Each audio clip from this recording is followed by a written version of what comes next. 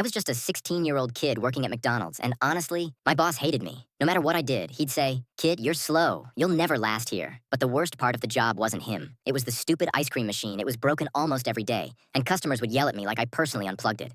One night, the machine died again right in the middle of the dinner rush. My boss freaked out, yelling, "Just leave it. You'll probably make it worse." But something in me snapped.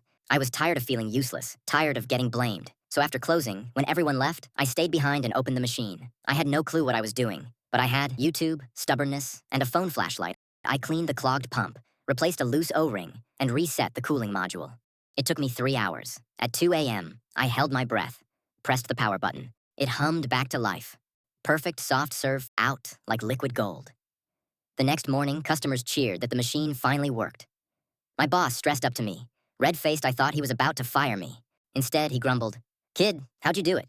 Word spread. Apparently fixing a McDonald's ice cream machine is rare superhuman magic. Within a month, other franchise owners were calling me, offering money to fix theirs. I went from making minimum wage to running my own little repair business. Last week, I quit my job. My old boss tried to act like he wasn't upset. Now I get paid more in a day than I used to in a whole month. All because I didn't listen when someone told me I'd never be good at anything. Funny thing is, I tell people now, I didn't fix the ice cream machine. It fixed me.